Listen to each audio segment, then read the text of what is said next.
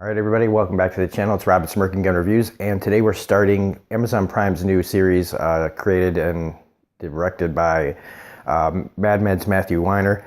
It's called The Romanoffs, and I had like my own preconceived notions of what this show was going to be like when I did my trailer reaction, and I thought that it was going to be kind of about people obsessed with, being somebody and somebody famous. So since there are people that kind of like say, there are a lot of people that say, oh, I'm part Indian, that probably aren't. There's also this kind of subculture of people that say that they're related to the old Russian royal family, the Romanovs. And so I thought maybe that's what this was going to be about, but I really shouldn't have jumped the gun on that, at least by the first episode, which is called The Violet Hour.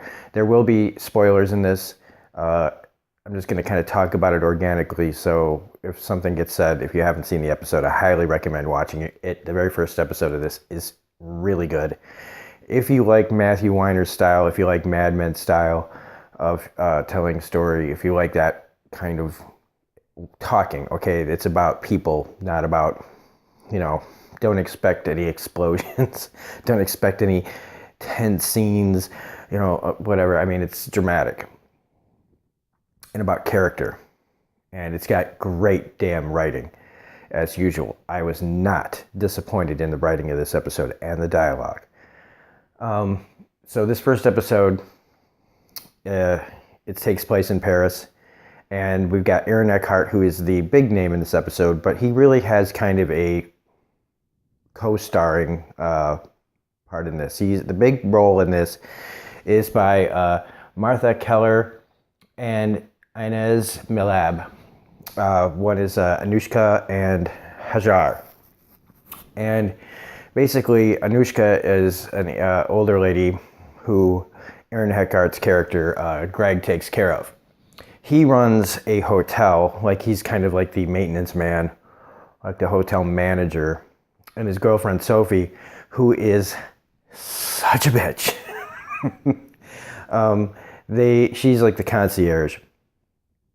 And he takes care of his aunt and has like in-house help that she doesn't like ever. She's been running through caregivers over and over and over again. She has a history of high blood pressure. So like when we first see her, she's in the hospital for fainting. And she's very dramatic. And she just, she's alone, and you can tell that she wants somebody to care for her. She is kind of the grumpy old man kind of situation. She's alone and sad and stubborn and, not very likable at first. But you can tell that there's probably reasons for that.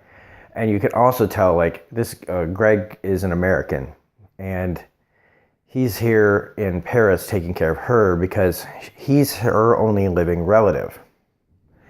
And she lives in this beautiful apartment that has been like in her family for generations. And it all goes back to like how she says she's part of the Romanoff family and that this, apartment came from them. And so you get the distinct impression that Greg is really only here to get the apartment from her. Like by taking care of her, by doing something for her, to get in her good graces, he will eventually get the apartment, which means his girlfriend Sophie will get the apartment. And it's about them kind of, doing the right thing for the wrong reasons. Because his girlfriend is not a good person, not a nice person. Her and her are kind of like, I don't know, So eventually what happens is we meet Hajar. She gets hired by Greg to take care of her. And it's kind of an odd couple situation. It's kind of not odd couple really, more like a driving Miss Daisy situation where, two different kinds of backgrounds don't get along. She has some very kind of overt, like, racist feelings about, her Muslim heritage. And right from the get-go, it's very uncomfortable but the dialogue in this is very real. If you like the writing in Mad Men, this does not skip a beat. Matthew Weiner is fantastic at writing dialogue for people in these kind of, like Mad Men, to me, is pretty much the perfect, like one of the most perfect television shows ever made as far as like writing goes. And this is no different. And so it feels like the way people talk to each other. And in this, the way that they talk back and forth to each other is so, like, you can tell that, people put up with this kind of abuse because it's their job. It's an everyday thing. So when she's like that racist, you understand that how Hajar would not just react to her because she's used to this kind of thing. Is it right? No. But you also know that this is just the beginning. And in these situations, even though it's a little predictable that they're going to end up as friends, it's the journey that gets them there. And it becomes very sweet. And you realize that she's just lonely. And she needs somebody to take care of her. And all these things that she has, it doesn't really matter. She's nearing the end of her life and there's no one there to share it with. And when you have this Greg guy who is a good person, but he's with a bad person, someone who only cares about themselves and what they can get. And so with Sophie being with Greg, she sees her ticket to get the things she wants from her. And Greg's not willing to be that, he wants the apartment, but he really wants it for his girlfriend. He's happy to be here in Paris. So what ends up happening here is they get really close. They get this connection that they have because Greg goes on vacation and leaves her in charge, and Sophie doesn't answer the phone when she calls Greg on vacation. And so in kind of a spiteful kind of situation, she ends up giving the apartment in her will to Hajar. And when they come back and they realize what's happened, of course the girlfriend's pissed, and she gets Greg she asks him to fix it. And then this is where a little bit of shenanigans happened, where I didn't know where this was going to go.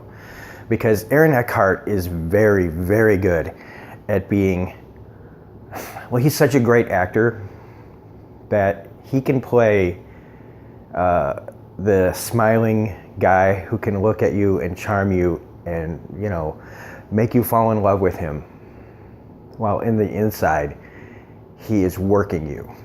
While he has other things. He is such a good actor at hiding that kind of thing.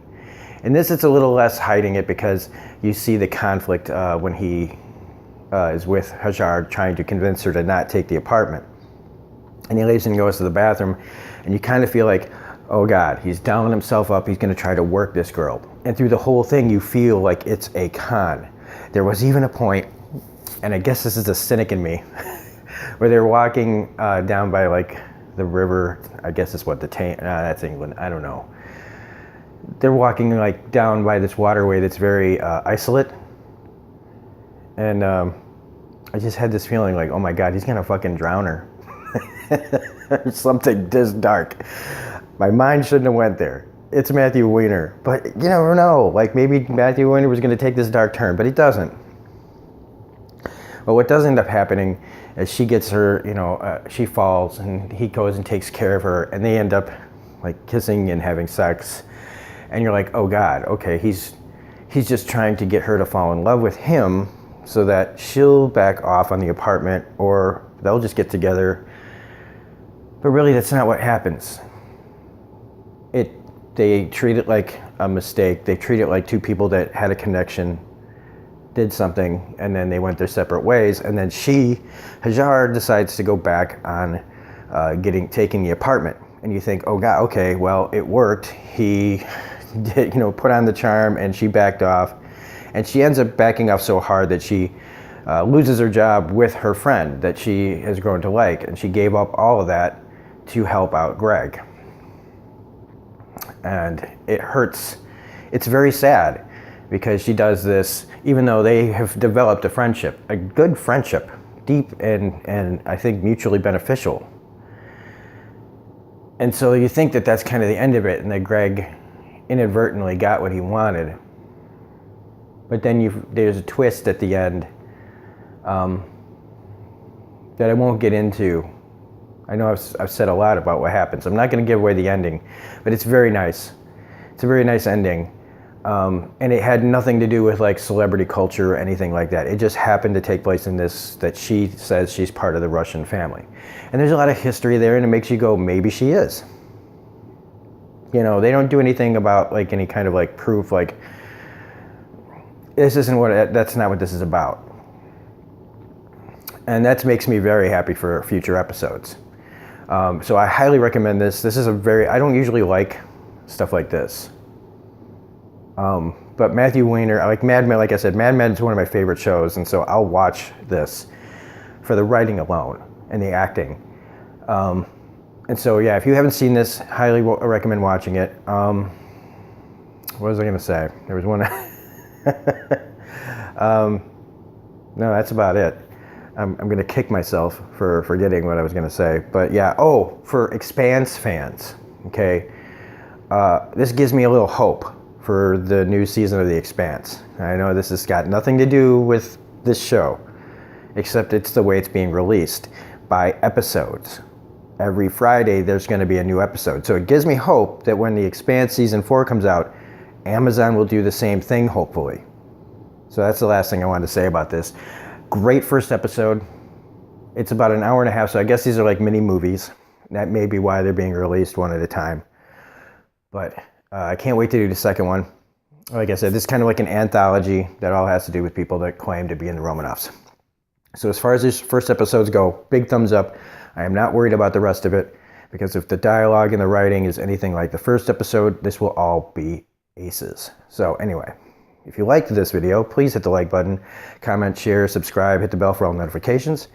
So that's it. I really am pleased that I watched this morning.